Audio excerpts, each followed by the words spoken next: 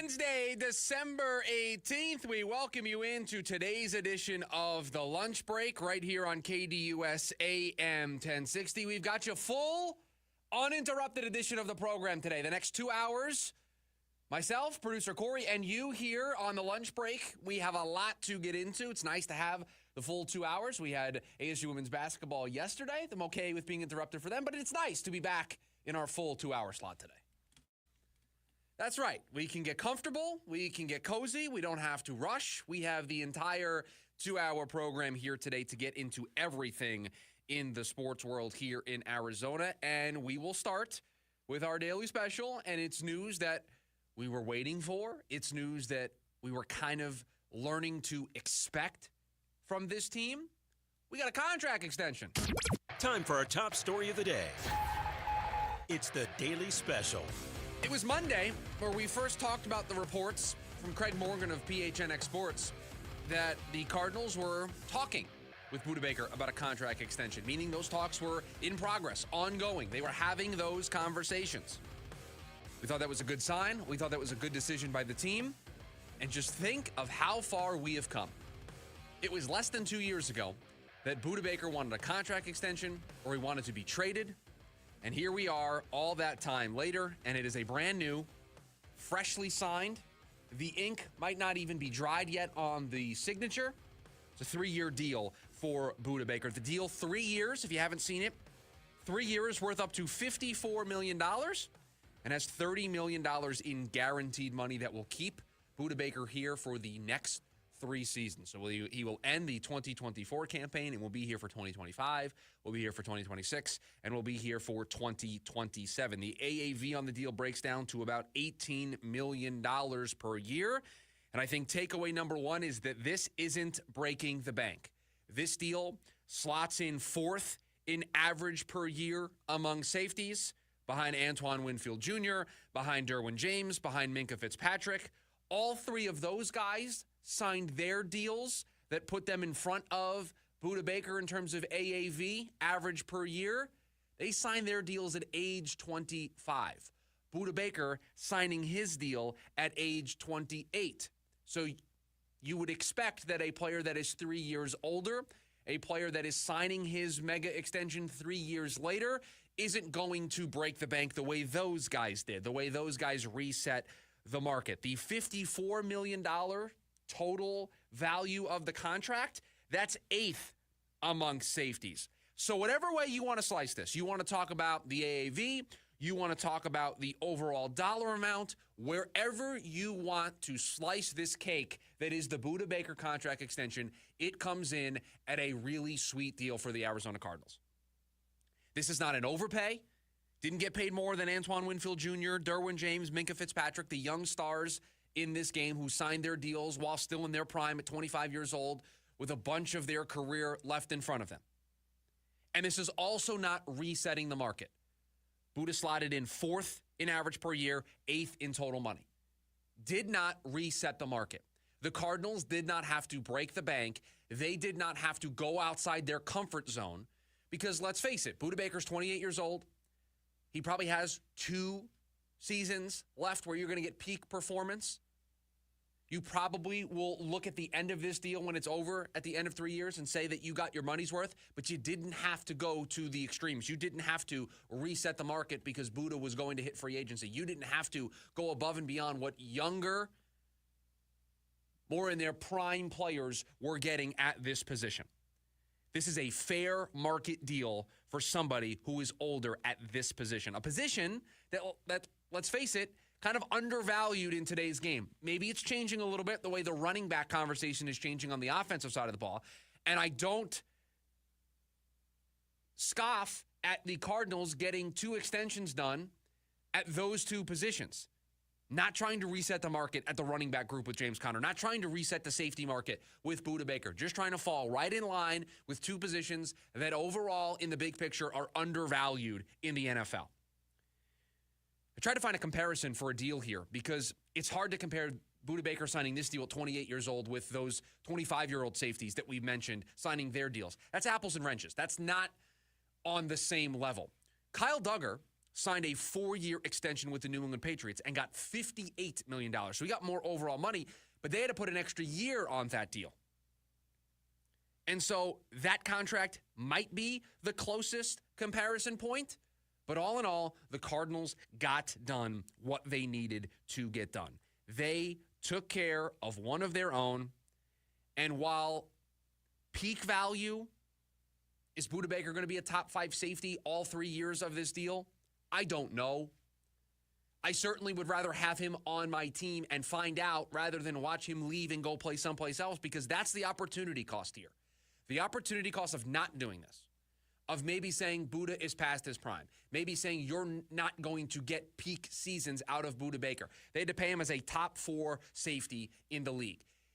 If your argument is he's not going to be a top 4 safety next year, and he might not be a top 4 safety in the league by the time this deal is over the length of that 3-year deal, the question you have to ask yourself is, can the Cardinals find a replacement for Budda Baker, both on the field and off the field?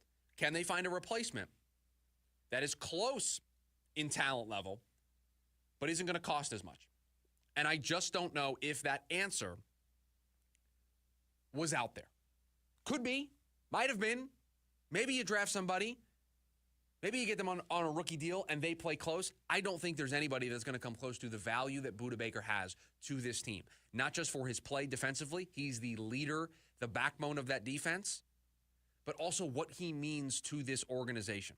And we're going to get into this a little bit in hour number 2 of the program, because I think this signing in particular shows us Monty Ossenfort, a different general manager. Monty Ossenfort gets it. This new regime for the Cardinals, they understand not just the football side of things, but the business side of things. Because there's a football conversation to have about re-signing Budda Baker. There's also a business conversation to have about Budda Baker, and we will get into that more in hour number 2 of the program. But this contract extension made the most sense for both sides. Because we mentioned this on Monday. You got the James Conner extension done. The reports were out there that you were talking to Budda Baker, and we continued to push, get these deals done, get these deals done, get these deals done. Because what you didn't want to do was go into an offseason, go into a free agent frenzy where you have a bunch of other holes to address. I know this team's in a playoff race right now. I know this team has a chance to host a home playoff game.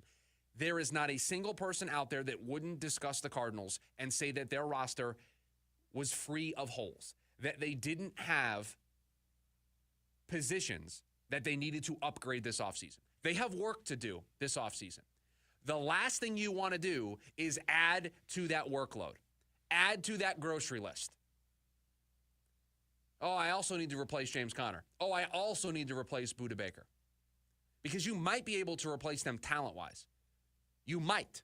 You absolutely cannot replace what they mean to this team emotionally, what they mean to this team culturally, what they mean to this team leadership-wise.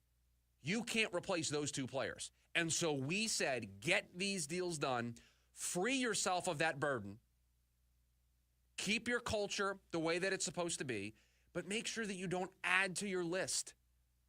This Cardinals team is incomplete. This Cardinals team has work to do this offseason. They got to get multiple pass rushers. They got to retool their linebacker group. They need another wide receiver. I think they need at least 1 corner. There is work to be done. And guess what? You're not going to get all of that work done in free agency. You're going to have to use free agency. You're going to have to use the draft. You are going to have to use all of the available resources at your disposal this offseason to try to fill all of those holes. The last thing you can do, or the last thing you should have done, was add to that list by saying, we also need a running back and we also need a safety. Good on Monty Ossenfort, good on the Arizona Cardinals for greenlighting these deals and getting these things done, because I think it is good for the short term of this team. James Conner and Budda Baker make the 2025 Cardinals better, and that's how we have to look at this. Both those guys still on the team for this year. They've signed their extensions that will have them here for 2025 and 2026, both of them. Budda a year after that. These deals make the Cardinals better in the short term, but more importantly, it allows this organization to focus on the long term this offseason. Get those guys in the building that are going to be here for the long term, whether that's via the draft, whether that's via a trade or whether that is through free agency. Free up this organization, free up this front office to focus on filling the grocery list. And this isn't just some, hey, can you stop at home? Can you stop at the grocery store on the way home and pick up some milk? It's not that type of list. It's we got to go to Costco this weekend. That list is long, and it's going to cost us $500. That's the grocery list that the Cardinals have this offseason before James Conner and Budda Baker's contract situations played out. You didn't want to add to that grocery list. You didn't want to walk into the Costco and add to the list of, oh, forgot to put this on the list, or, oh, we need this too. Might not be able to get all of it. So remove things from the grocery list, and that is what the Cardinals have done over the last couple of weeks. First, it was with James Conner. Now it is with Budda Baker, and more importantly, and I want to get into this a little bit later on, 480-864-1060 is the phone number for you to join the conversation. Give us your thoughts on the Budda Baker contract extension, whether you thought it was the good decision or a bad decision for the Cardinals to make. But you lock in your culture. The identity of the Cardinals on offense, James Conner. The identity of the Cardinals on defense, Budda Baker. Having those guys be here next year when you are ready, whether or not you make the playoffs this year, you're ready to make that big jump next year. It's really important to have guys who have been here under Jonathan Gannon, but are also veterans of this league, have seen the good, have seen the bad, have seen the ugly, and they know how to pick up their lunch pail, go to work, and get the job done. That's really important.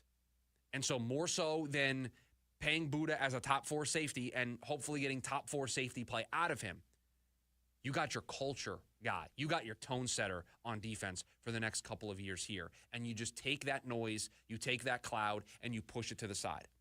That is very, very important for the Arizona Cardinals. So we'll continue to talk about this here on the show today. We'd love your thoughts, 480-864-1060. But coming up on the other side, yesterday, a major move in baseball. Did the Yankees take themselves out of the Christian Walker market? We'll discuss next during the lunch break. KDUS AM 1060.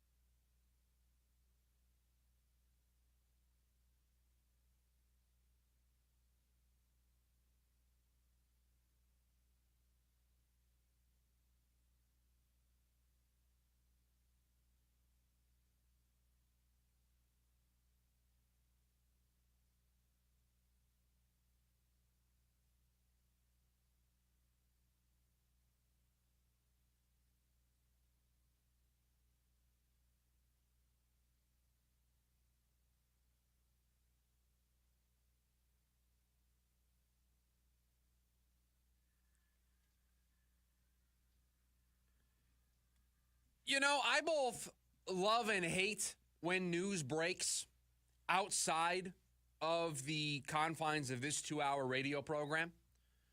I love it because then it is an immediate topic for us to discuss the next day on the show.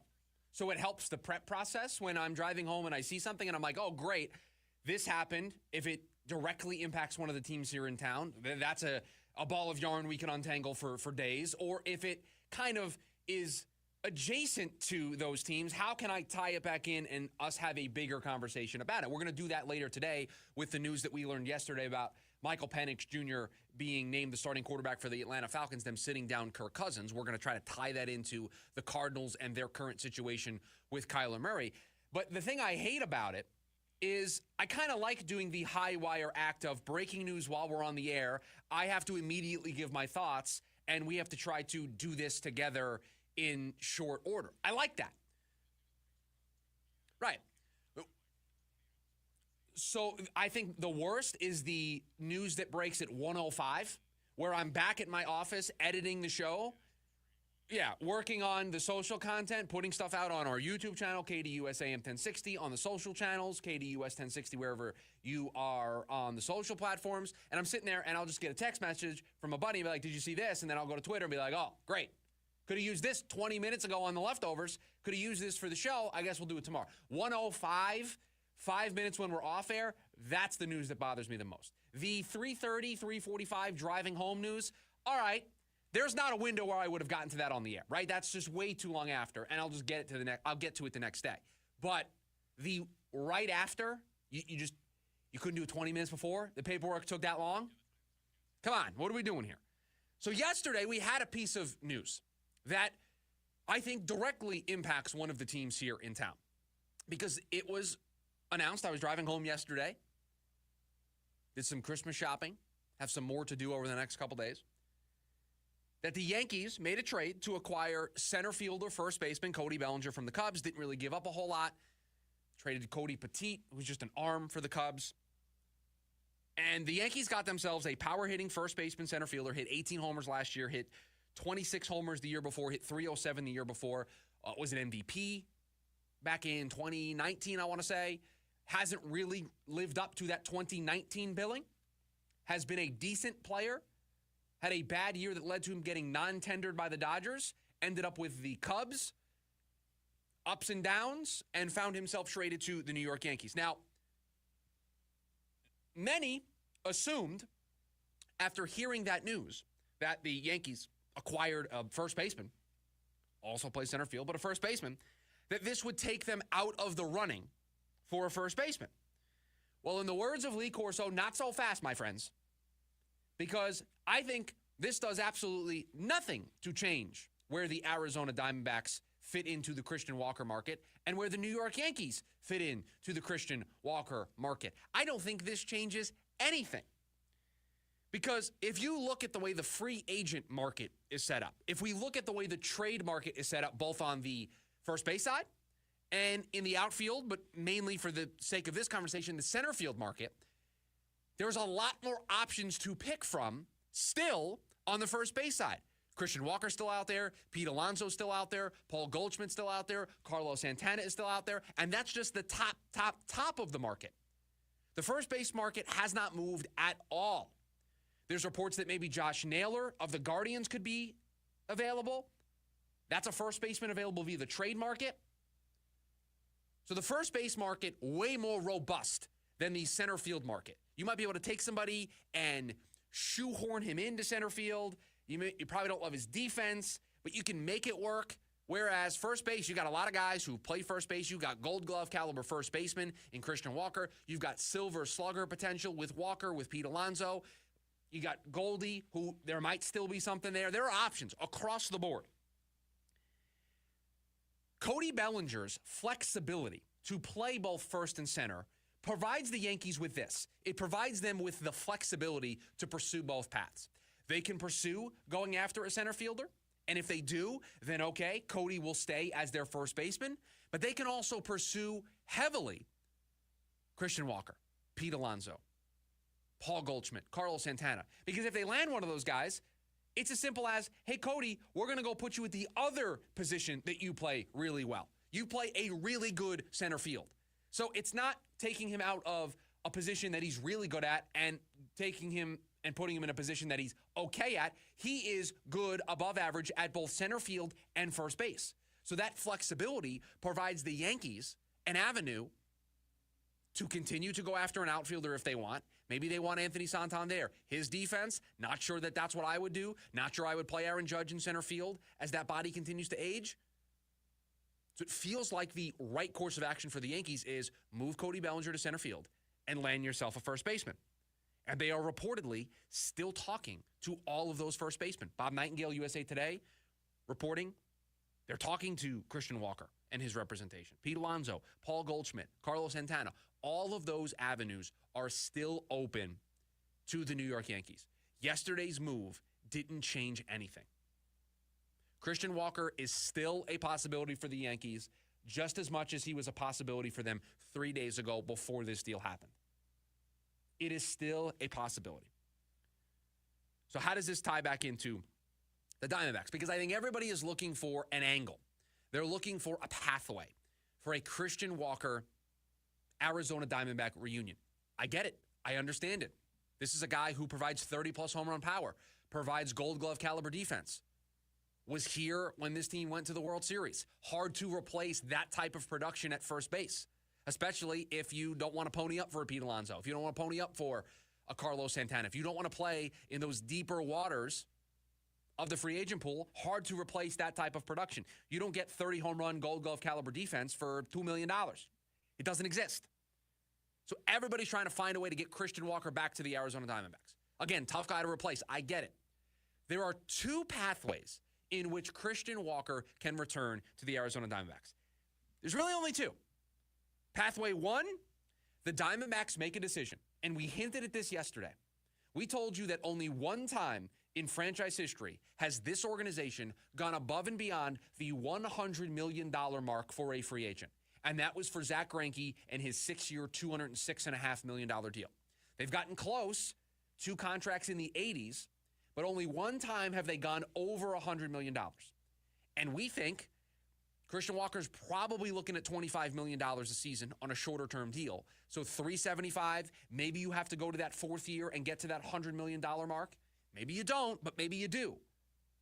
And if they did, if they had to go above and beyond, I mean, $75 million would be probably, I don't have the list directly in front of me, but I think it would be their 4th highest free agent deal that they've given out. So that would still be a landmark moment for this organization.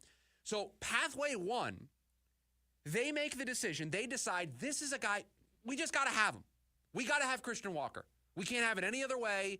We can try to piecemeal together with what we have on the roster and do bargain bin shopping for somebody else to be a part of a platoon. That's not going to cut it. We have to play in these waters. So we have to have Christian Walker back. We are willing to break the bank for him, relatively speaking, in the history and context of our franchise.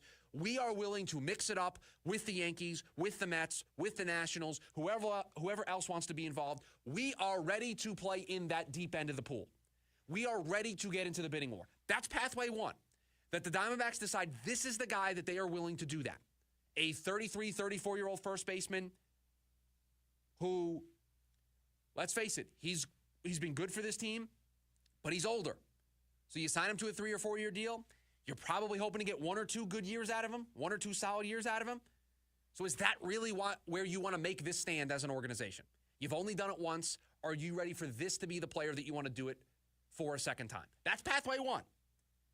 Pathway two is that this market for first baseman just dries up. It absolutely goes cold. It doesn't materialize the way Christian Walker and his team thought it was going to materialize. And the price for a first baseman comes down to a more reasonable level where the Diamondbacks can swoop in. And we've seen Mike Hazen do this. He did it with Jordan Montgomery, where the price got to a point where he was like, I can't pass this up. The price drops to a place where Mike Hazen and this organization feels comfortable. At this number, Christian, we want you back. Those are the two pathways. That's it. Christian Walker's not going to leave money on the table. He's not going to get 80, 85, $90 million from Team X and then come back to the Diamondbacks for 60, 65, 70. He's not going to do that. He's not going to leave money on the table. This is a chance for him to cash in at 34 years old, set himself, his family up for life. This is his big break to hit free agency and cash in. Might be the last time, might be the only time he gets to hit free agency and get that big check. So he's not leaving money on the table, and I do not blame him. So of those two pathways, neither one of them seems great, right? Neither one of them seems likely. You still have the Yankees looking for a first baseman. The Mets are still deciding what to do. The Nationals haven't made the big splash. There are other teams still waiting to make moves. Do you really feel like the market is going to drop to a place where the Diamondbacks are comfortable? Or do you feel like the Diamondbacks are willing to go to lengths that we really haven't seen them go to before? Now, I am guessing that that's where the price ultimately gets to, $100 million. It might not. He might be in the $22 to $23 million range, and so 3 for 66 might get it done. 4 for 88 might get it done. 88 would be the second most money this team's given out to a free agent, so it would still be noteworthy. So yesterday's move for the Yankees doesn't change anything. It doesn't change the market. It doesn't change the interest of teams. We are still left with those two pathways.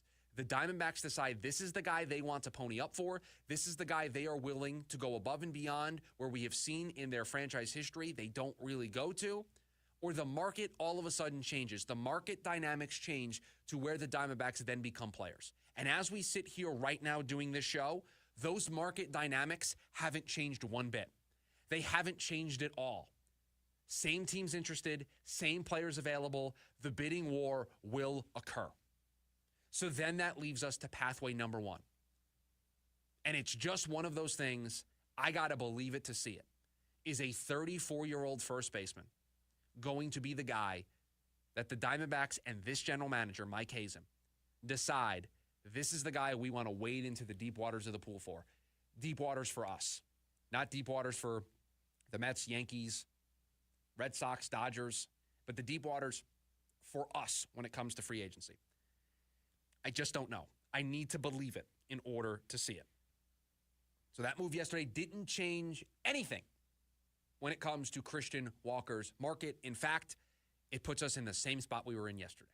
We are in the exact same spot. Coming up on the other side, Atlanta, they are making a quarterback change. Does their quarterback change give us a new appreciation for Kyler Murray and how the Arizona Cardinals have handled things? That's next on the lunch break. KDUS, AM 1060.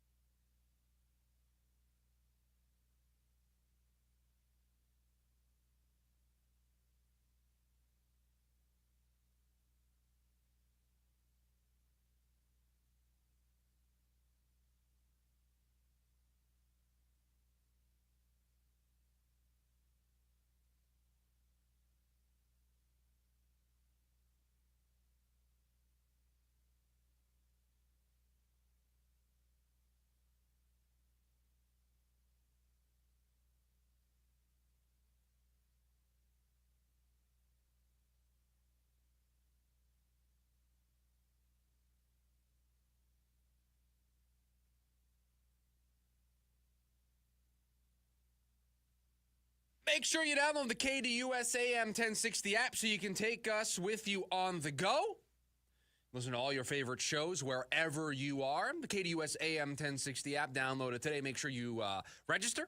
You're logged in while you're listening. You have an opportunity to win some prizes over there as well. I think we all remember where we were on draft night when the Atlanta Falcons made the shock pick of the draft, at least of the first night of the draft, when they made the decision to draft Michael Penix Jr., quarterback out of Washington, with their top 10 selection, just mere weeks after they gave Kirk Cousins $100 million in guaranteed money, gave him a 4-year deal that the average salary, I think, was like $46 million a season.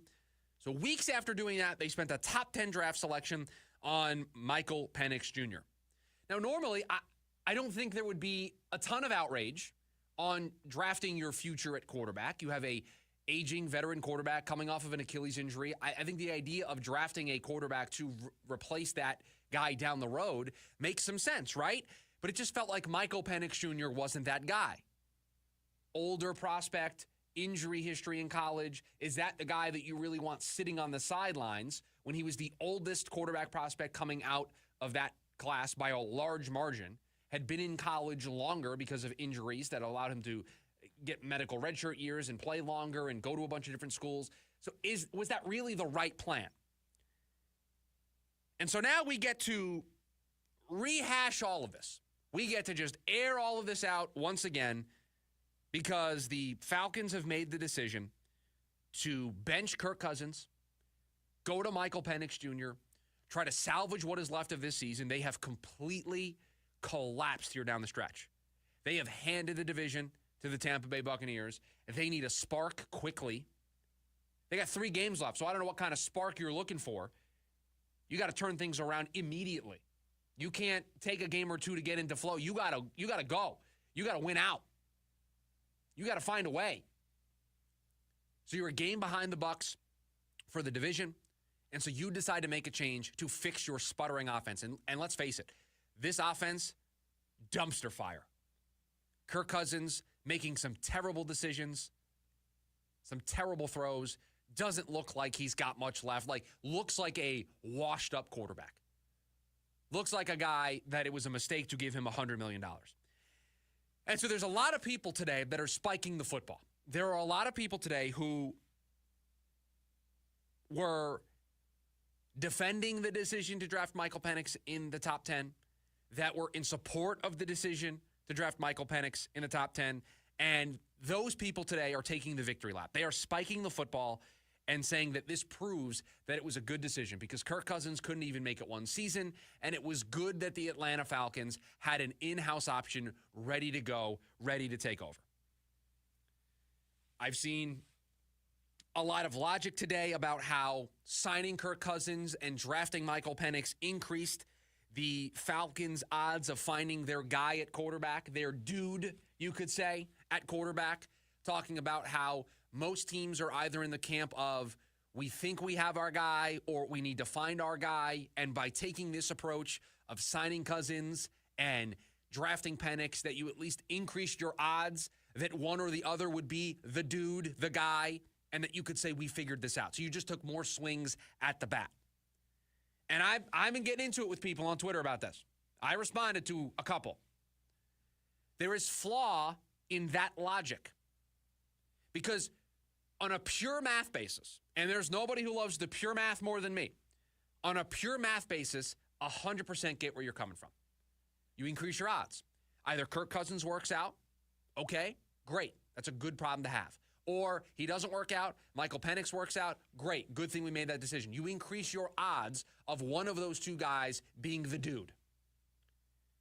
But your flaw in that math is that you have the luxury to do that. The flaw has to do with roster construction.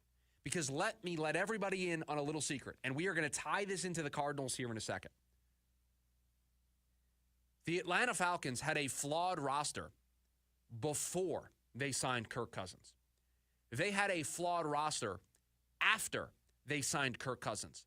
They had a flawed roster on draft night when they drafted Michael Penix Jr. They had a flawed roster after they selected Michael Penix Jr. You can't afford, you can't take that luxury of trying to increase your odds when you have a flawed roster.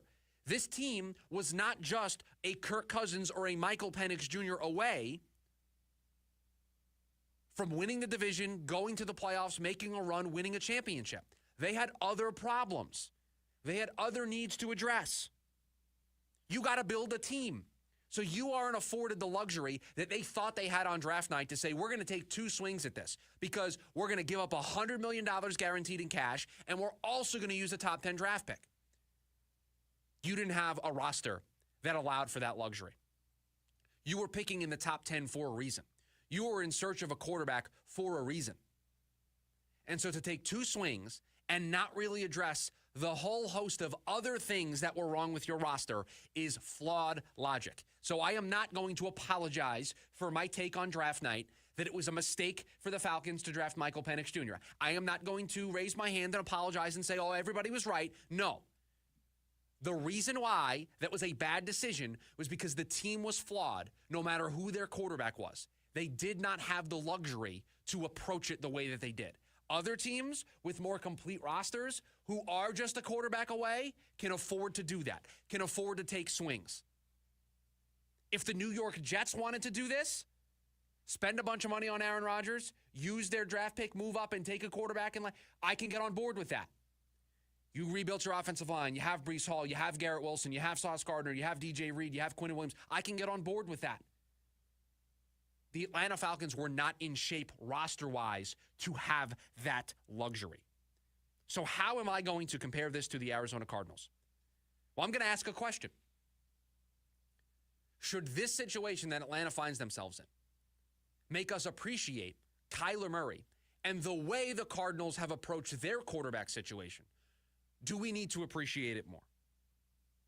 I'm the first person to acknowledge I get frustrated with Kyler Murray and I get frustrated with the way that he plays. I, on this show this week, questioned aloud, is the play we saw this past Sunday enough for the Cardinals long term? Just 2 days ago, I did this. So I'm the first person to get frustrated. I'm the first person to look at the flaws of Kyler Murray as a quarterback. We have wondered aloud if this team can win in the postseason with Kyler Murray. And we get frustrated. So is this a case of us needing to appreciate the stability that the Cardinals have at quarterback? Or are the Cardinals in a different version of quarterback purgatory that the Falcons found themselves in before doing all this and now making this in-season decision? But is it just presented in a different way? Is it the same gift just wrapped with different wrapping paper and a different bow on it? It's all in the presentation, right? The ultimate goal in football is to say that you have the dude at quarterback. We're going to coin that phrase, the dude. You want to have the dude. You want to have the Patrick Mahomes. You want to have the Josh Allen. You want to have the Lamar Jackson. You want to have the dude, Joe Burrow. We can just go on and on. I apologize if I forget anybody. But you want to have the dude. Don't have to worry about my quarterback. I have a difference maker at the position. I have something that everybody else in the league is searching for. Chiefs fans, Bills fans, Ravens fans, they don't have to go through the turmoil that almost every other fan base has to go through every single year of, do we have the dude? Atlanta, they're not sure. They know it's not Kirk Cousins now. They're hoping it's Michael Penix Jr. I don't know if that question is settled here either. I think the one thing that is different between Atlanta's situation and the Cardinals situation, and this is the one thing that we can appreciate about the Cardinals and appreciate about Kyler Murray, the Cardinals have their quarterback locked up long term. He is still in his prime. We can debate what that prime looks like. We can debate if that prime ceiling is good enough to win a championship, but they have a quarterback under contract in his prime, and they have that cost calculated into their books for the next couple of years so that they can build a roster. So they're not going to find themselves in the spot that the Falcons were in the offseason with a flawed roster but also needing a quarterback. The Cardinals can attack free agency. They can draft to address their needs, and they don't have to sit down and chart a course on who their quarterback is going to be.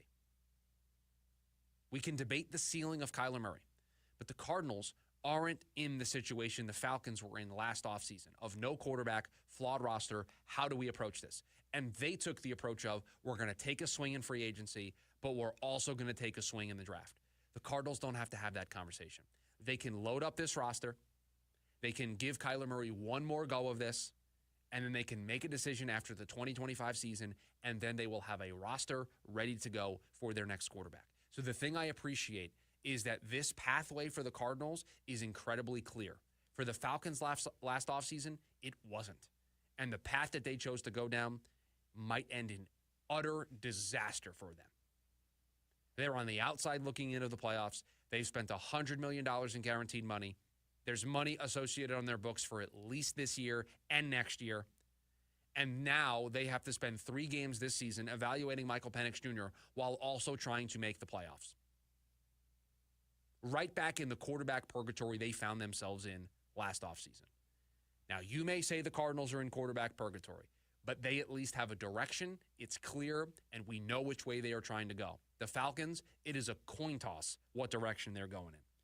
Coming up on the other side, we wrap up hour number 1 of the program. The NBA Cup final was last night. This is the second year of the NBA Cup. Is it having the impact that the NBA wants? We will get into that next here on the lunch break. KDUS AM 1060.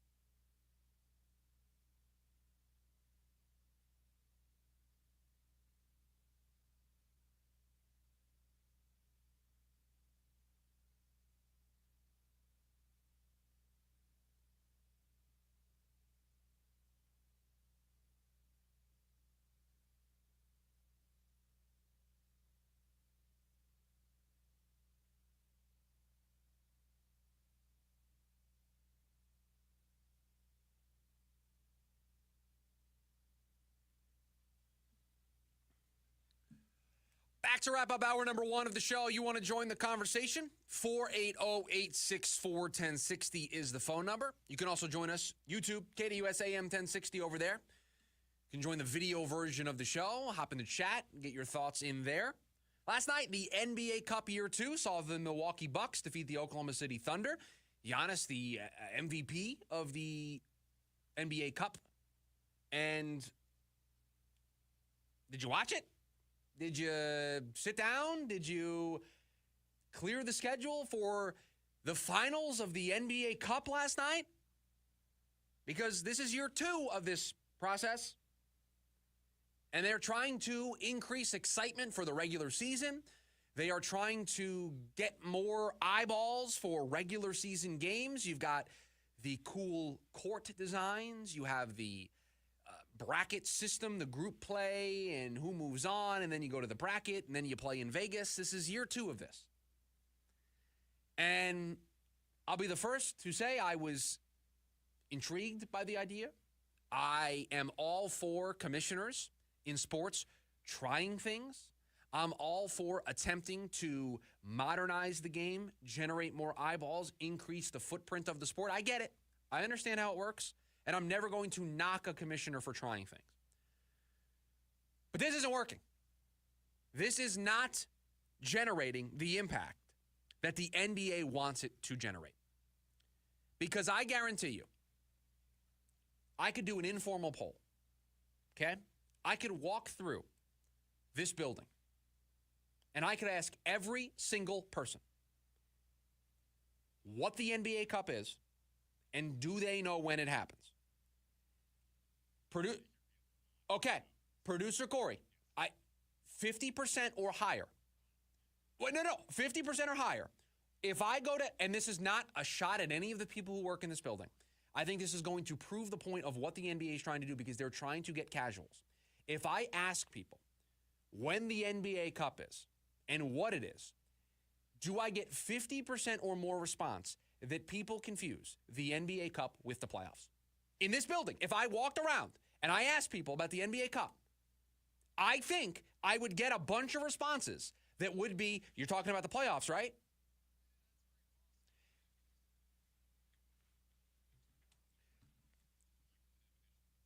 They won't tell you how to qualify for it. They won't tell you who won it. They won't even know when it happened. That part is also true. Right. And so the NBA is trying to do something here to increase their casual audience. And I think I can use this building as proof that that is not the case. I could walk around this building to everybody that works at the other radio stations and ask them about the NBA Cup, and I guarantee you I will not get more than 5 people that can completely describe what the NBA Cup is and how it works. When we don't count, doesn't the sports department here, KDUS 10-6, we don't count in the number. The NBA brought this formula to the table, and the idea behind it was, hey, we're going to try to emulate European soccer. We are going to have an in-season tournament just like there's the Champions League in soccer, and I consider myself a big soccer fan. So for those who maybe don't know, you have all of these teams in Europe. They play in their domestic leagues. So I won't bore you with the details, but the teams in England play in the Premier League, the Germany League, the Bundesliga. You have La Liga for Spain, France, League One, all of these different leagues, right? And then there's the Champions League, where all of these teams from Europe, they get pooled together, and they then play for the Champions League. And this was the model that Adam Silver and the NBA were trying to emulate. But they are missing the most important part of European soccer.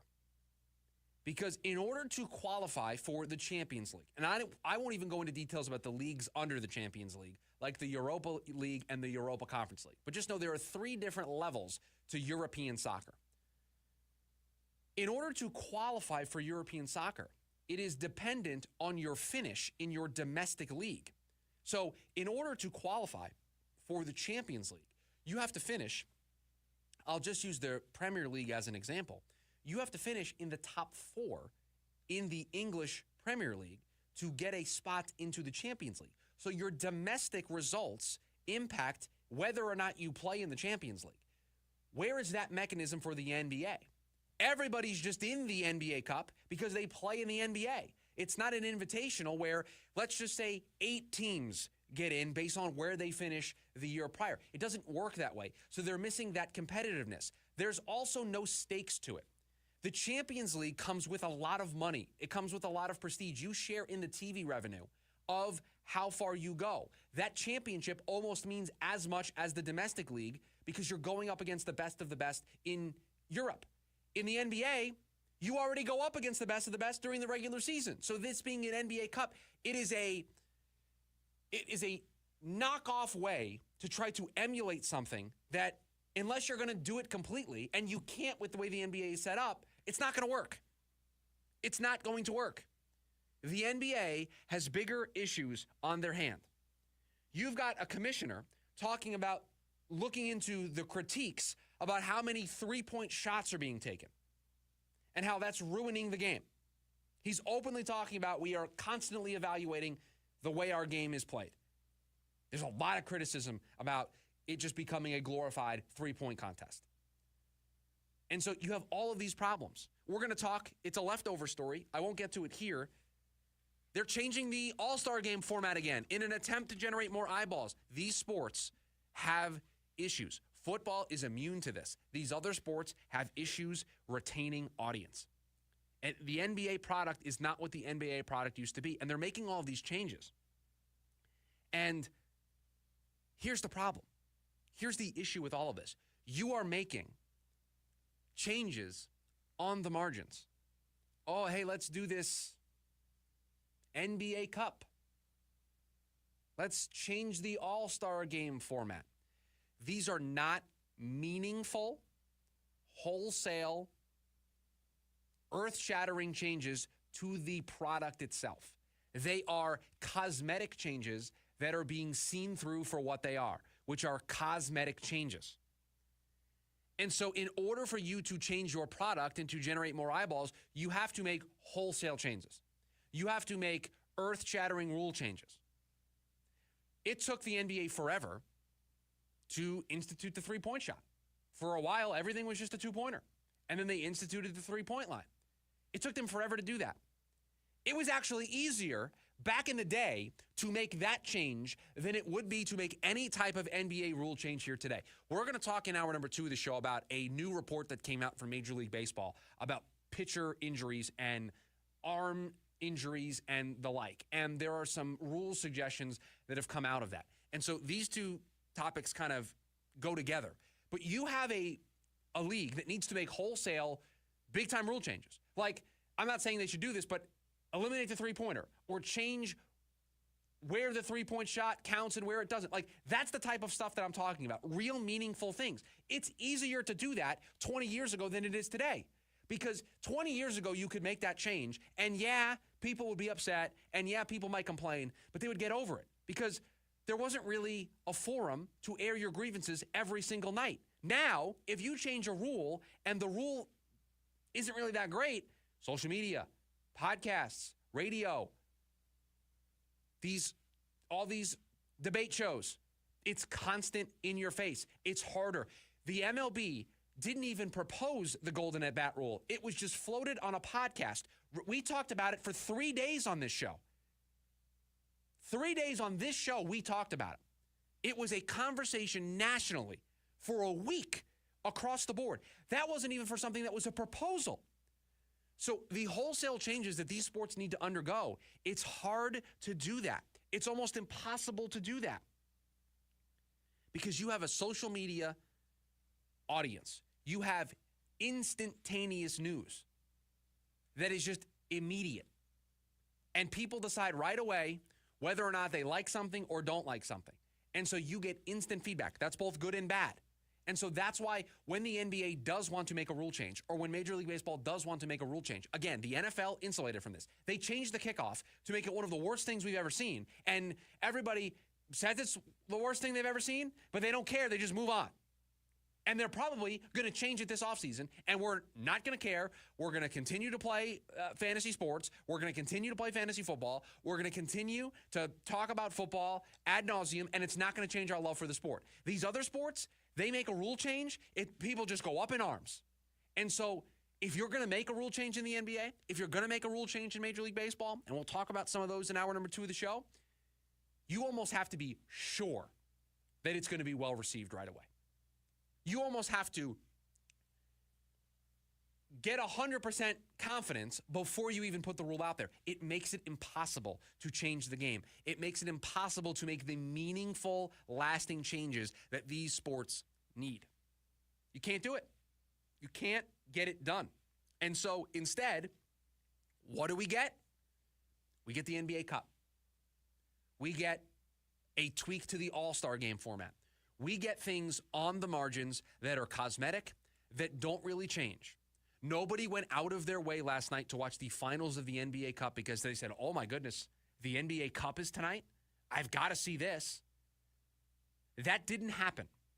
So if the NBA wants to generate those new eyeballs, they want to get those casuals, you got to do something better than the NBA Cup because we're 2 years in, it's not working. Hour number 1 of the program in the books. Hour number 2 right around the corner. We'll start with this, the Budda Baker extension. It teaches us one very important thing about this front office. That's next, the lunch break, KDUS, AM 1060.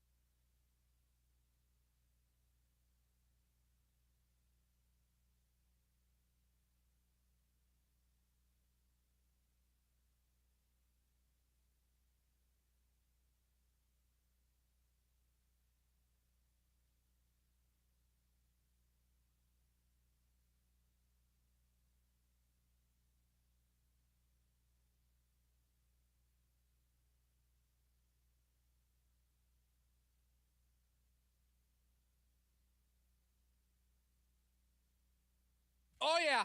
Hour number 2 of the program. We welcome you into the lunch break. KDUS AM 1060. Fantastic hour number 1 of the show. Hoping to keep that going here into hour number 2. Diving back into the Budda Baker contract extension. That's how we started the show today. We continue it here. Some comments in the YouTube stream.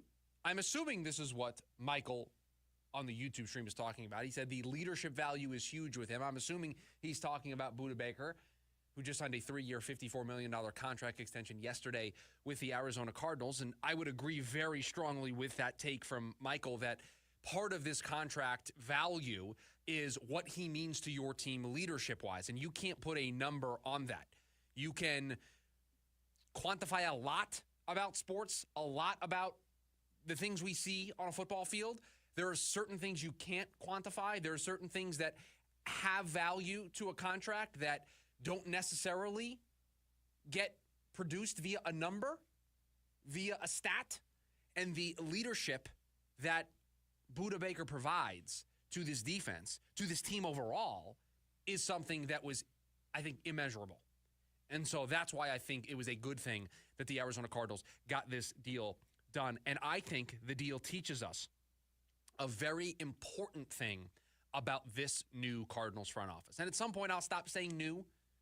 Probably after this season when they enter year 3. That's where you lose the new. This is kind of the grace period that you get. Been here for now his second full season. At some point, we'll drop the new. But for right now, new-ish regime here in Arizona. Monty Ossenford is proving that he isn't like his peers.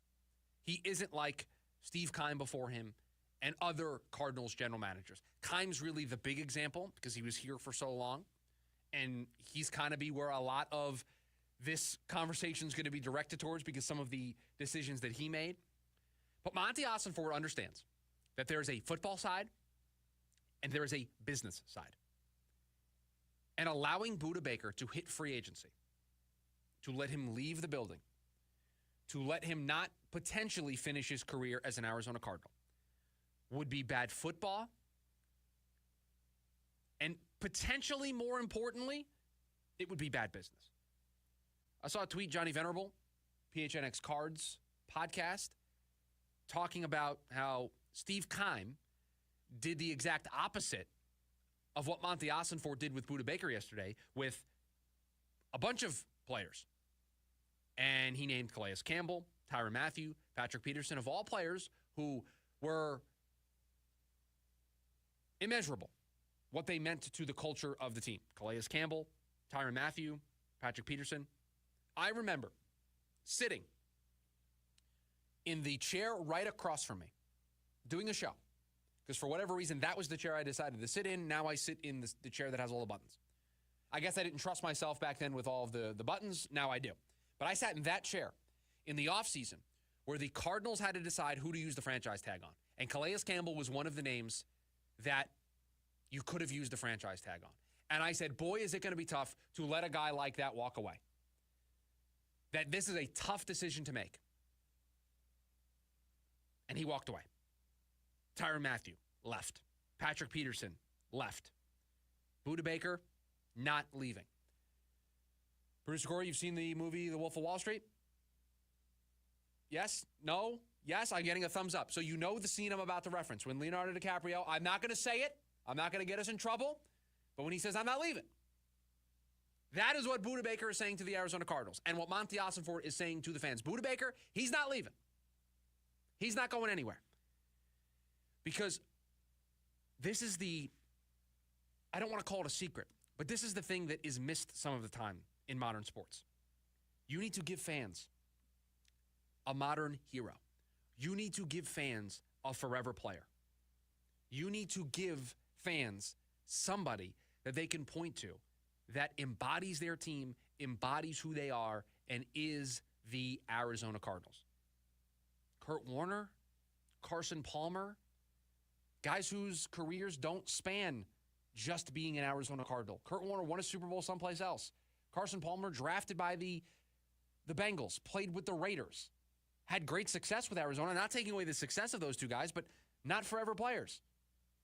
And normally you would point to a quarterback to be that guy, right? Patrick Mahomes is going to be a forever player in Kansas City. You need forever players. That builds your culture. That builds your foundation. That builds your fan base. That builds your history. That's very important. Budda Baker is going to be that forever player, more than likely for the Arizona Cardinals. That stuff matters. When you are drafted by a team, when you can stay with a team for most of, if not all of your career, he's going to be, 31, 32 when this deal is over?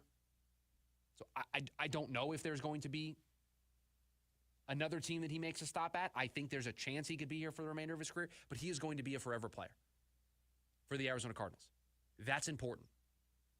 Because when you want to sign prospective free agents, or you want to keep guys that you drafted, you need to build the reputation of, we take care of our own. If you come here and you're good enough and you work hard and you become the player that everybody thinks you can be, you are going to be rewarded for it here. Instead of being the place where careers go when they're on the back nine. Instead of being labeled the organization where you cash a big paycheck, you get to live in Arizona, you get to enjoy the nice weather, you get to play some golf, but you're not really in it for the football, you need to build yourself up as a place, as a franchise of winners, a franchise of high caliber players. And Budda Baker and his contract extension play a part in building that reputation. And so that's the business side of this. That's the part that matters. The football is the football.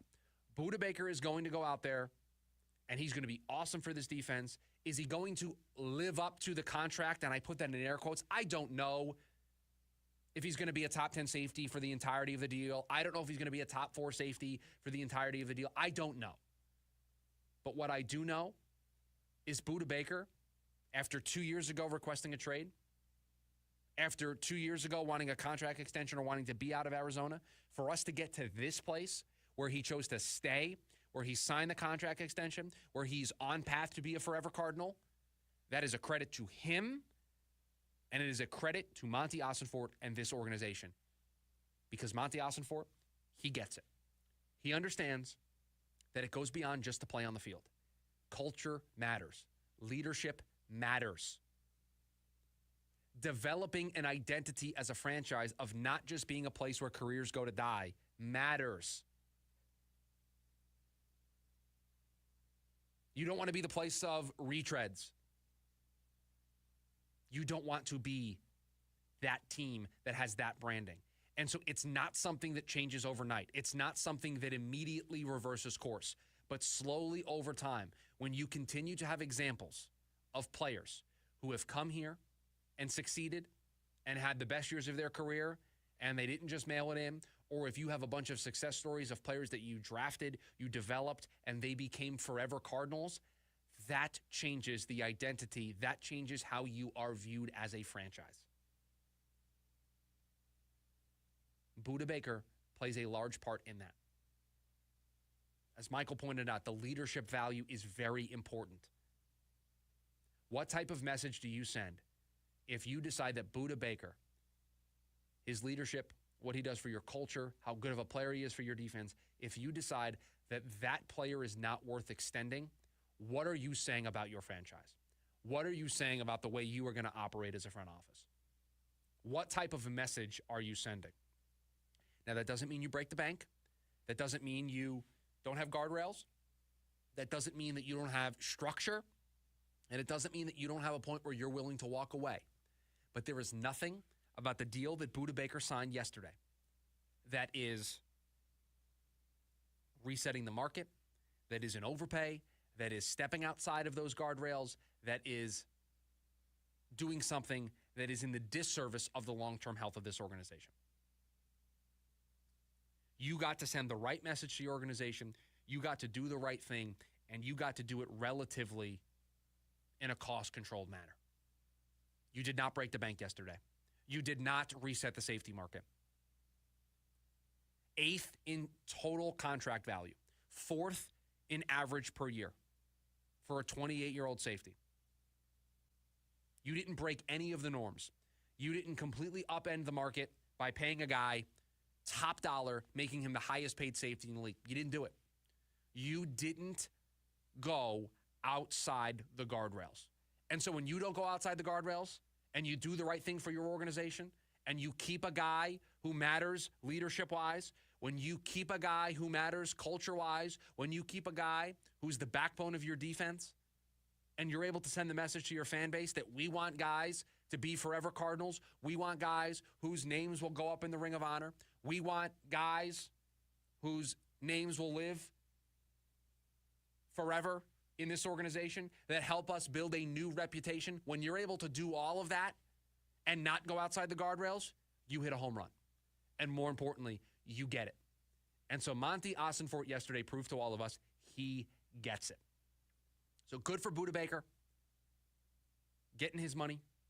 $54 million over the next 3 years is nothing to scoff at. Didn't need to reset the market to really cash in.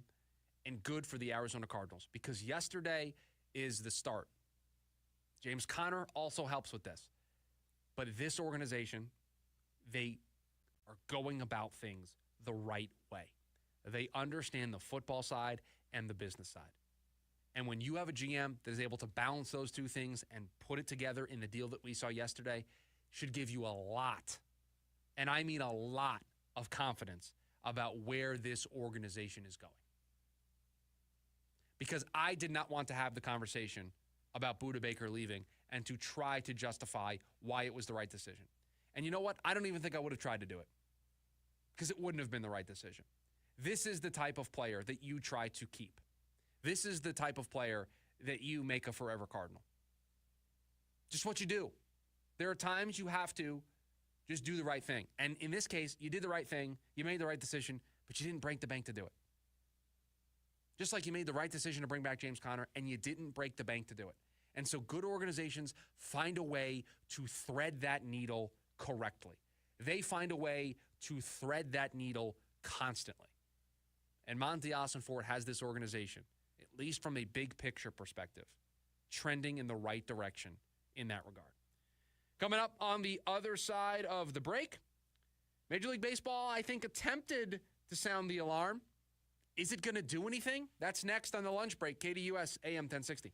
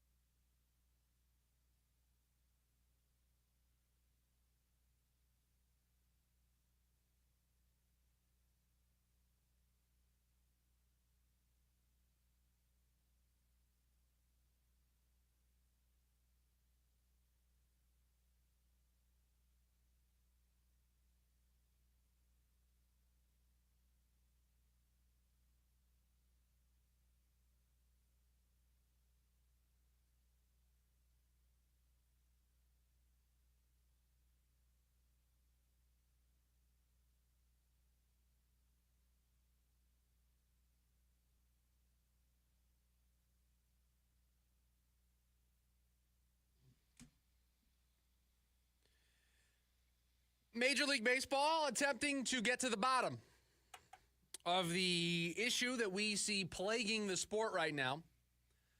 One of many. Despite it being the sport I love the most, I am the first to raise my hand and admit sport's got problems. Sport's got issues that it needs to work out. It is a regional sport that is watching TV networks across the country just dissolve. The league itself has had to take over a bunch of the rights for teams, including the team here in town. So it has a TV crisis on its hands. It has a impending lockout on their hands with the CBA that's going to end after the 2026 season. So that's something that is a just dark cloud looming over baseball right now. And you have a game that is very different from the game that it was 15, 20 years ago. You have a lot of injuries to pitchers. You have starting pitchers that are not going deep into games anymore. You're not seeing a ton of guys be that workhorse ace that goes 7, 8 innings, has a complete game every once in a while. We don't live in that era anymore. It's just not a thing. And so Major League Baseball conducted some investigations, and they put out a report, a 62-page report. I didn't read all 62 pages. I'll be the first person to admit I didn't read all 62 pages. I read a summary of the 62 pages. Jeff Passan did a great job over at ESPN putting together a story with his big takeaways.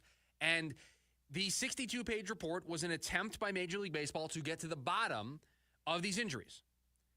Now, I wouldn't describe the takeaways or the top-line information from the report to be anything revolutionary.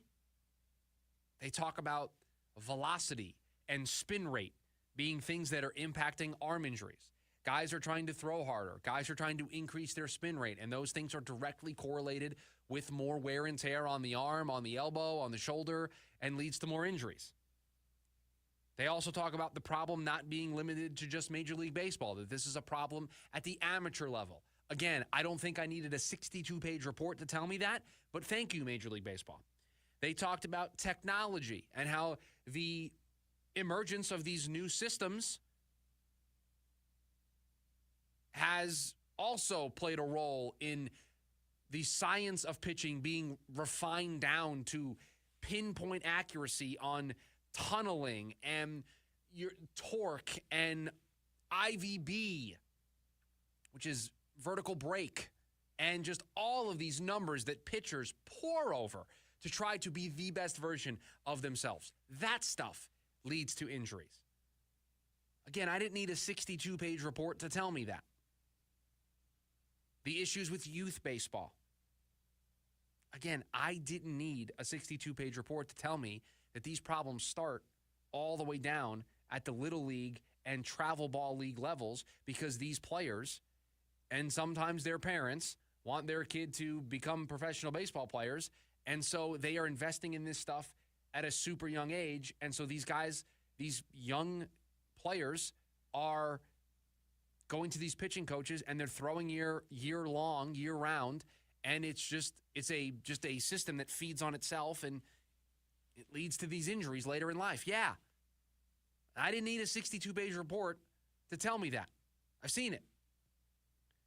Now, the one thing that the report doesn't do, mainly because this was just a one-year study, they want more data, they want more information to be able to make the necessary suggestions, but the report doesn't make any suggestions. There's not a lot of them.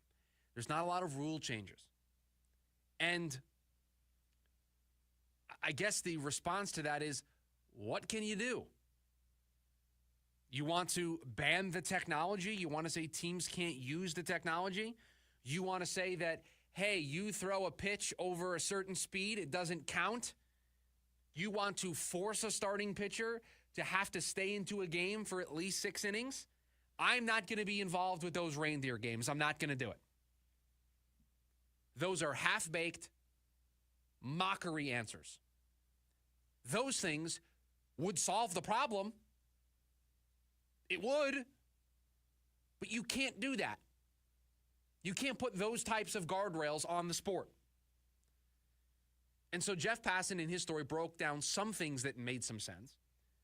mentioned about limiting the amount of roster moves that you can make between AAA and the big leagues, because you have teams that will just shuttle guys who have minor league options up and down throughout the year. Just pay attention to how many roster moves the Diamondbacks make throughout the year. Churning guys through the roster. Just, okay, this reliever pitched 3 innings for us the night before. He's got a minor league option. We're going to send him down. We're going to call this guy up. He's going to take a spot because we know we can't use that guy the next day. And you just see it all year long. Roster churn. So you limit the amount of times you can do that? Okay, I can get on board with that because it doesn't really impact the actual game that is played in between the diamond, right? A pitcher that is available can pitch, but it forces another strategic element. It would put a priority on, I got to get a guy in my building that can pitch on back-to-back days. I need to get guys in my rotation that can give me length so I don't have to use my bullpen arms every single night, so I don't have to do this. I'm on board with that. That makes some sense. That adds a strategy element to roster building. It doesn't actually change the game on the field. You get the ball, you pitch it, you can still use all the data to make yourself better. I'm on board with that. There are talks of limiting the amount of pitchers you can have on your roster. There's this talk of potentially expanding the rosters and doing this thing where you can put a bunch of guys on your active roster for the day and then have some guys that you hold back. That could allow you to utilize, again, some strategy of how you put your roster together. I am all for things like that. I am all for pathways to increase strategy, increase the roster decisions that teams have to make, but also not change the game that is played in between the white lines, and also not completely change the way we evaluate the sport. Again, the examples that I gave, banning the technology, no one's talked about that. Saying that a pitch over a certain speed doesn't count. No one said that. I'm just giving you outlandish, over-the-top, completely out there examples of that's how you would fix this. That's how you realistically would solve this problem. Nobody is going to honestly, in good faith, suggest those as answers. Can't do it. You can't put that genie back in the bottle. So we have to take what we have. Guys are throwing harder. Guys are throwing harder because they see the success that it gives them. And so we have to somehow change the framework of how that is evaluated. And changing the way teams are allowed to put their rosters together, that could be a way. The NBA has this type of stuff. You have mid-level exemptions that you can give out. You have veterans contracts that you can give out, right? All these different roster construction tools. Now, that would be a little different than the way we're talking about it in baseball, but there are rules in place in the NBA of what types of contracts you can give out and exemptions that you have that can allow you to go over. So there are ways to manipulate the way teams put a roster together. And so this would be Major League Baseball's version of that, manipulating the way teams would put a roster together by saying, hey, you can't move a guy 6 times up and down throughout the year, and you put a limit on it. We are going to say that this is the way you have to put your roster together every single night. And maybe you expand the rosters to, let's say, 28 or 30, and you can put more pitchers on that roster. That would create some more big league jobs. But on any given night, you can only have a certain number of them active. And so then you play the game of, okay, well, my closer pitched the night before. He's really not going to be available, so I won't make him active. So I'll use one of my other relievers, make them active. I need my pitcher to kind of give me length. It would prioritize guys that can give you length regularly so that you can have that type of roster churn, but not make it egregious. And so that's what baseball has to do. They have to fundamentally get to a place where they can make these tweaks. This is the same conversation we had about the NBA. You can't make cosmetic changes. You have to make real underlying, under-the-hood changes that alter the way rosters are put together, that alter the way guys are trained. Guys in the minor leagues are not trained to go deep into games. They're not trained and developed to throw 6, 7, 8 innings. They're trained and developed to give you 5 innings. Give me the best 5 innings you can give me. Give me the best 6 innings you can give me, and then we're going to go over to the bullpen. So they're not trained to do that. Relievers in the minor leagues are not trained to pitch on back-to-back days. So when you get to the big leagues, you can't ask a player to do that because they haven't been trained and developed that way. So you have to somehow change the underlying developmental model. And the way you do that is by altering course and changing the top line, the way it works at the big league level, roster construction. Because then that trickles down. You would then develop starters that can go deep into games so that you don't have to play the reindeer games of manipulating a roster. and by abiding by the rules. You would train your relievers to be able to pitch on back-to-back days so that you don't have to lose a guy and play these reindeer games of moving a guy back and forth. If you put those rules in place, that then changes the underlying player developmental model, and that's the issue. We have to get to a place where changes are forced at the top that force the entire developmental model all the way from the top of the minor leagues all the way down to Little League get upended. That's what you have to do.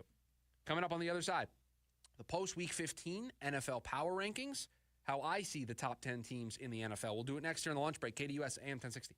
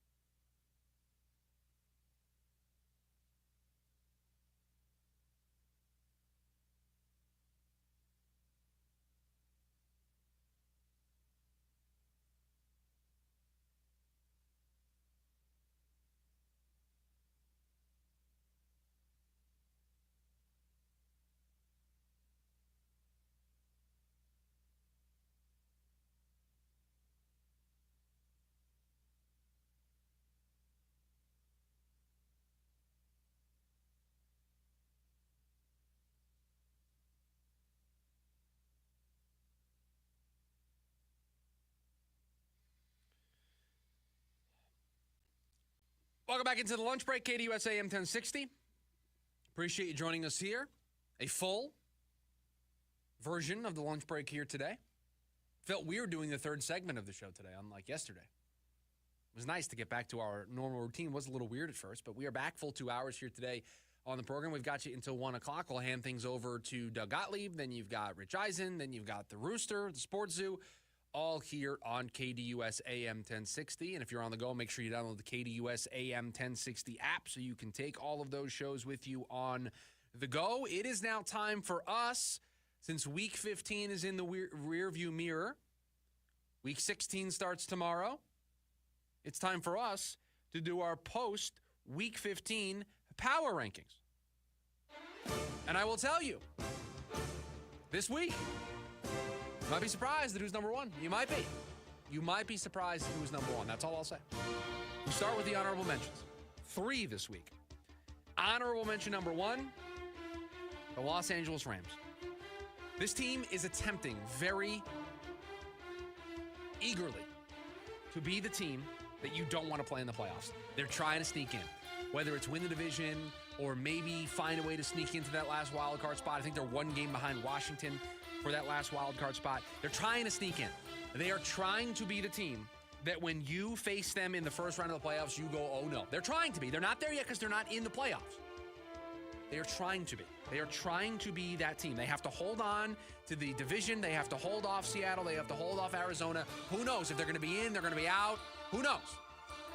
They are trying to be the team that you don't want to play in the playoffs. There's a team that is going to get that moniker here today. The Rams trying to. They have to finish the job in that regard.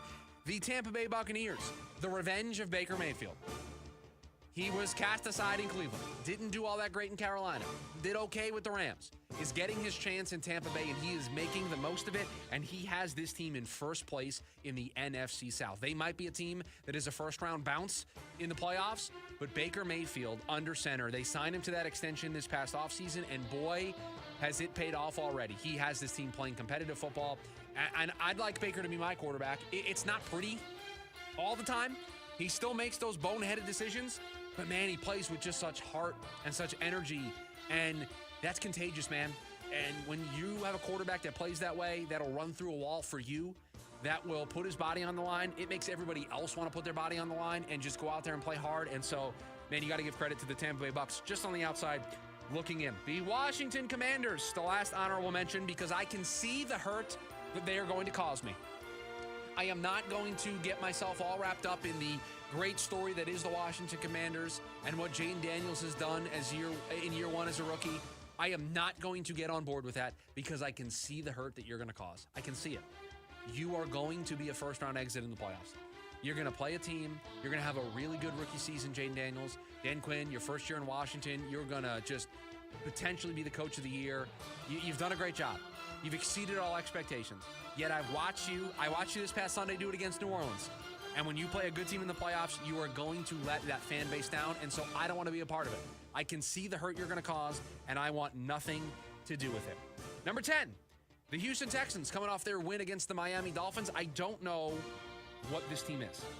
I should know at this point what this team is. I don't know what this team is. I should, but I don't. Why? Because I don't know what C.J. Stroud I'm going to get.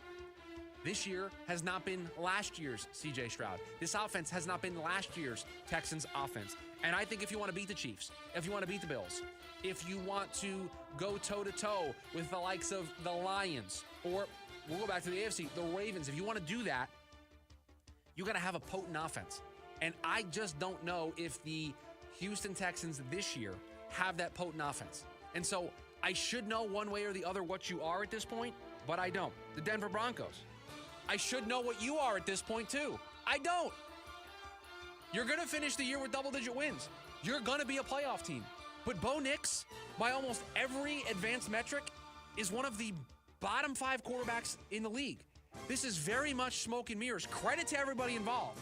Credit to Sean Payton. Credit to this Denver defense. Credit to Bo Nix for doing the little things right. But, man, I can't get on board with this team as a playoff team that's going to go on a run. I just can't. I can't get there. And so I should know what you are. I just don't. So the Denver Broncos at number 9, the Baltimore Ravens at number 8, and Lamar Jackson. I just can't quit you, man. I can't do it. I want to be out so bad. The Washington Commanders, I know you're going to hurt me. With Washington, I know you're going to hurt me. So I'm going to put you out. Lamar, I know you're going to hurt me. Baltimore, I know you're going to hurt me. I know that I'm going to continue to believe that you can go on that run in the postseason, that you can take it to Buffalo, that you can go to Kansas City and beat the Chiefs because you've got Lamar Jackson. You have Derrick Henry. You have the recipe of being able to win a road game in the playoffs, and you have everything you should have. A great coach, an MVP quarterback, an elite running back, a good defense. You have everything. And yet I just know that you are going to let me down. And yet, unlike the Washington Commanders, I just can't quit you, Lamar. You're too good. You've been my fantasy quarterback for the last couple years in my dynasty league. I've ups and downs and twists and turns. I've been there the whole way with you, buddy. And so I just can't quit you. You are number 8 on the power rankings this week. Number 7, the Pittsburgh Steelers. Didn't pass the big test. The Philadelphia Eagles this past Sunday, they were the big test. How would you handle playing up against the big boys of the NFL? And you didn't pass that test. But to quote Mike Tomlin, we are not going to get over dramatic about it. It is, quote, just one loss. That's what Mike Tomlin said after the game on Sunday. It was a reporter who I think asked a fair question about how do you make sure this doesn't snowball. And Mike Tomlin, I think, very fairly responded like, hey, let's not be over dramatic. This is just one loss. We've been on a great run here. We're just going to bounce back and we're going to be the team that we've been all season. I think both sides can be correct there. But for the Pittsburgh Steelers, this is one of those games that we're going to look back on and say, yeah, that's where we learned that they're good. They're good when they play bad teams. They're good when they play middle-of-the-road teams. But when they play up against the best of the best, they are not on that level. They have limitations. They have flaws. The Pittsburgh Steelers, number 7. Number 6, the Green Bay Packers. This is the team that you don't want to draw in the playoffs. We said the Rams are trying to be that team if they can hold on to the NFC West or sneak in to the wild card. The Green Bay Packers are that team. They are the team you don't want to draw. If the playoffs started today, the Green Bay Packers would go on the road to take on Tampa Bay. Guarantee you right now, for the Schubert 6, which we're going to have to, producer Corey, let's file this thing away as something we need to consider here on the program. The Schubert 6, I'm not making 6 picks during the postseason. I'm not doing it. I'm not, too few games, and I think it's unfair, okay? We're hot right now. We're 12-6. When we get to the postseason, we have to come up with some new alliteration. Maybe we'll just make 3 plays, and we'll have to come up with a way to make that work. But I'm not making 6 plays in the postseason. But I can tell you right now, wild card weekend, if it is Green Bay at Tampa Bay, if Green Bay is on the road, one of my 3 plays for that weekend, we're taking the Packers. They are the team you don't want to play. They are the quietest double-digit win team in the league. They have 10 wins. They're 10-4. They're forgotten about in the NFC West the NFC North because they're 3rd. The Vikings are in front of them. Everybody's talking about the Lions. The Packers and Jordan Love and LaFleur, they're just kind of just trotting along. Nobody's talking about them. I would not want to play that team in the postseason. Great coach, great quarterback play. I would not want to face them in the playoffs. They are number 6 in our power rankings. Number 5, Minnesota Vikings. 11-win team. They're just hanging out. You know when you go on vacation and you just lounge on the beach, you're just hanging out, having a good time, you're here for the vibes? The Minnesota Vikings, here for the vibes. 11 wins. They're just sitting back, feet up. They're just waiting for the respect because nobody's giving it to them. Nobody is giving them the respect that you deserve when you've won 11 games. You deserve to be talked about as a very good team in the NFL. You deserve to be considered a top 5 team in the NFL. We've got you there this week. We put you there. We have you as the 5th best team in the NFL, but you're just hanging out, having a good time, not worrying about anything, just hanging out at, 12-2. See, I'm not even getting them the respect they deserve. They're a 12-win team after winning on Monday night. They're just hanging out, waiting for respect. They are number 5. Number 4, the Kansas City Chiefs. They are dropped here because what are they going to look like if and when Patrick Mahomes has to miss time? We don't know if he's going to miss the game. It's up in the air with this ankle injury. I think they're a team that is on the ropes as it is. I think they can be beaten. I think they showed us finally that they could cover a spread and beat a team that they're supposed to beat, but it came at a cost, and that cost was potentially a ankle sprain for Patrick Mahomes. And so what do they look like without Patrick Mahomes if they are without Patrick Mahomes? And what do they look like if Patrick Mahomes is compromised? And so for right now, they're going to move down the board a little bit. We are going to move them down to number 4. Number 3. Everybody, I hope you're sitting down for this one. Because I said we weren't going to do it unless something really made us make the change. They moved out of the number 1 spot, and they moved out of the number 2 spot.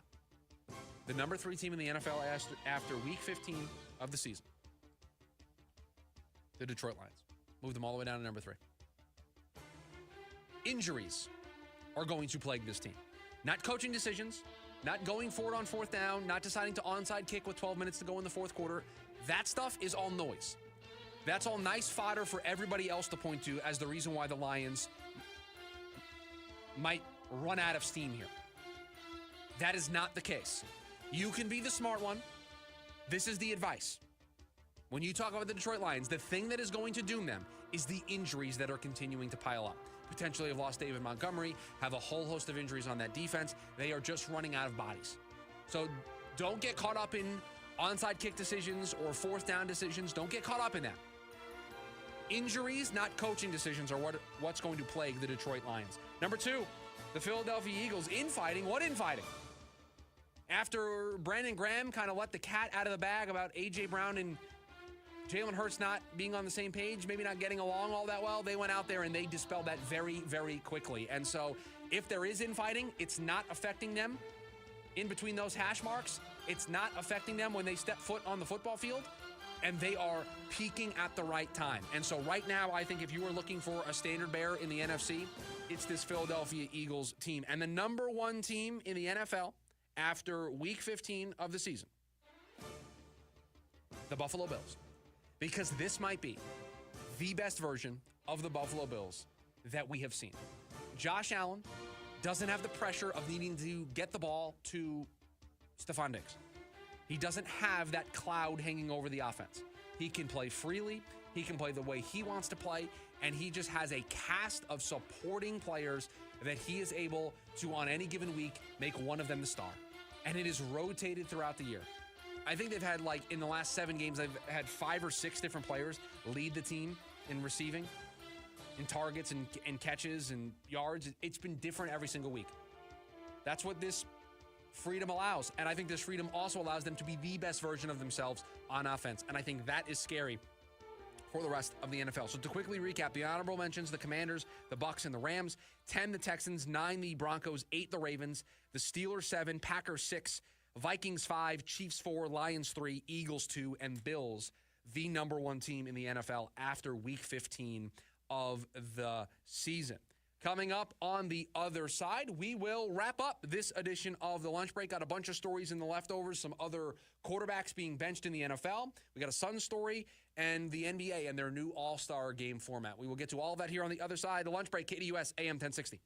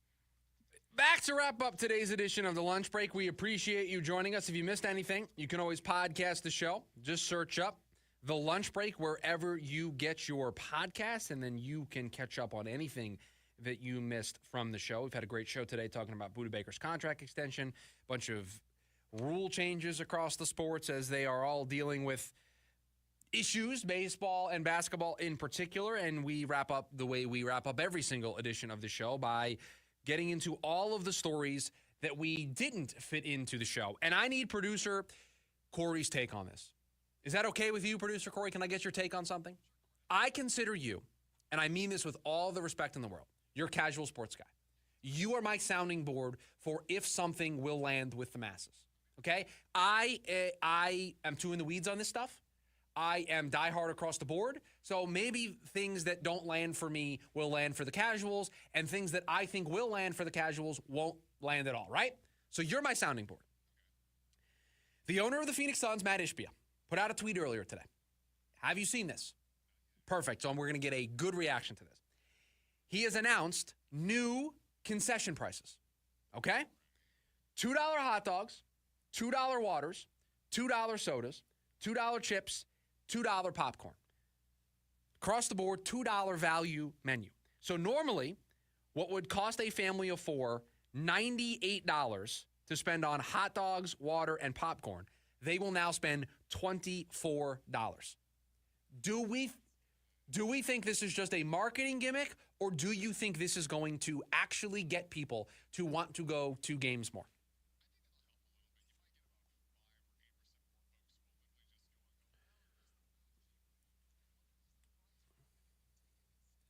Well, that's fair, right? You can find other ways to do this, but the Falcons do this really well. They have really cheap concession prices, and it's worked for them because when you lower the prices this low, you're obviously taking a loss on these items.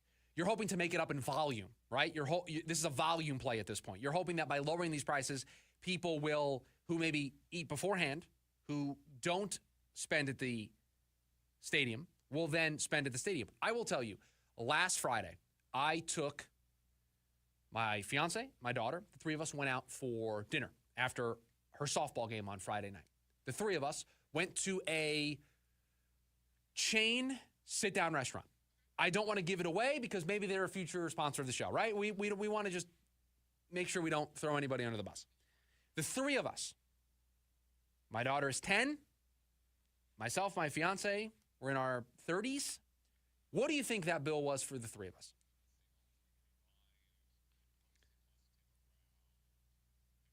Okay, so three of us, chain restaurant, national chain, very well recognized, $70.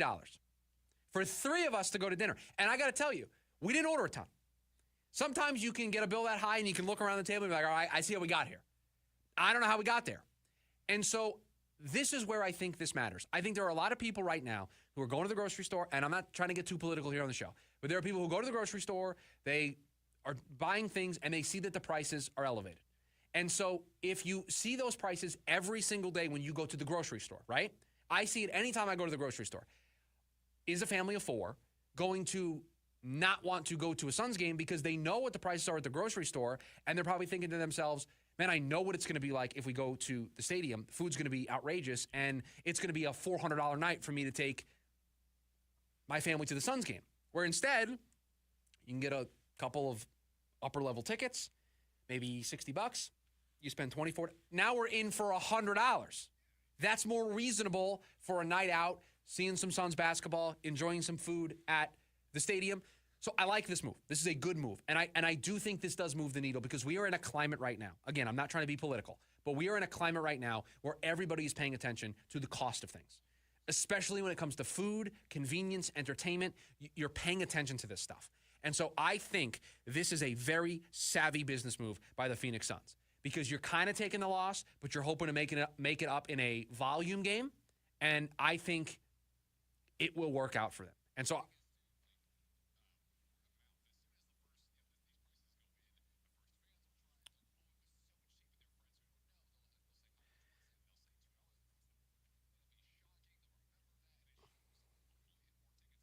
Matt Ishbia tweeted, winning starts with our fans. When I walk the concourse at games, there aren't food options for families who don't want to spend a lot of money. That needs to change. So today, we're rolling out our $2 value menu for all home Suns games. I think this is a win. I think this is a good decision. It is a 16-ounce fountain soda, 16-ounce Dasani water, bag of chips, bag of popcorn, hot dog, all $2. And in the little graphic that they put out, the most affordable, fan-friendly menu in the NBA. I think that's important. I really do. I think that's important. Now, you got to play well. You got to put together a good product. Remember, we declared this week on the show, I'm good. I'm done.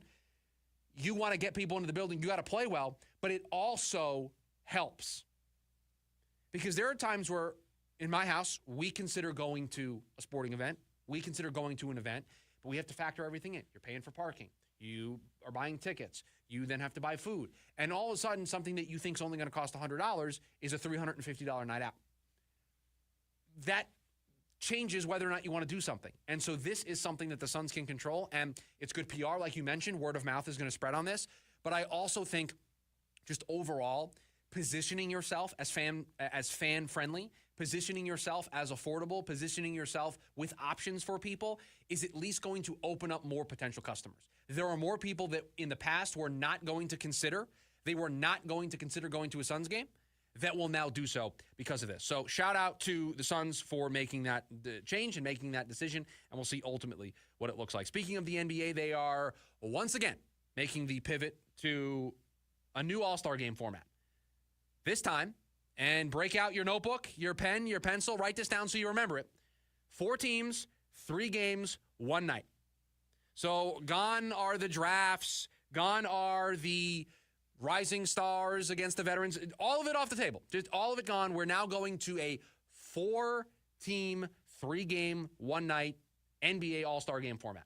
I'm telling you right now, this is going to do absolutely nothing to change how many people tune into the All-Star game. People don't care.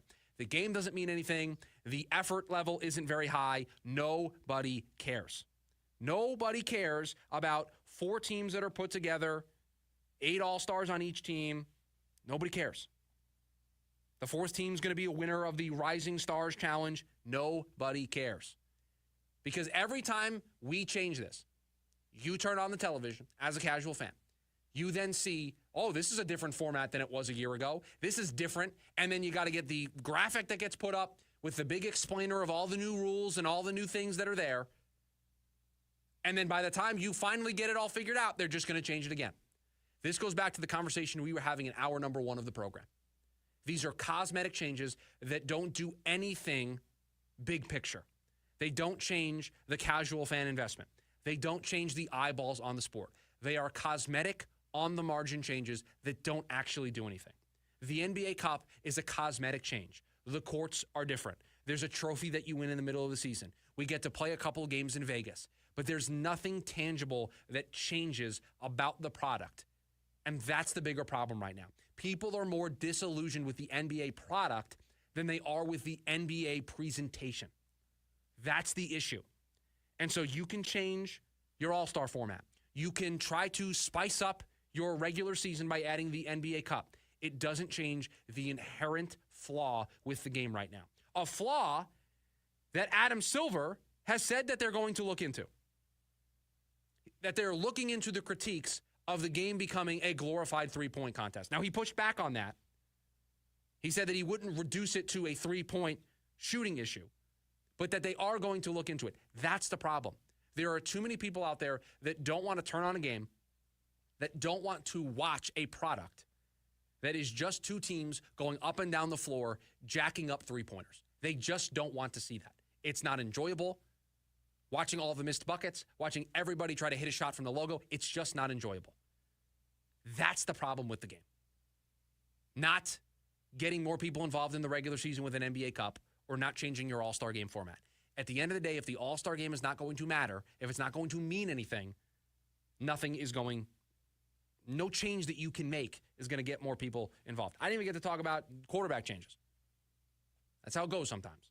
We appreciate you joining us here on this edition of The Lunch Break. If you missed anything, make sure you check us out. Podcast feed, The Lunch Break. You can also catch up on YouTube, KDUS AM 1060, over there for the video version of the show as well. Producer Corey, thanks for all that you do. We are back again tomorrow. Everybody, make it a great rest of your Wednesday. See ya!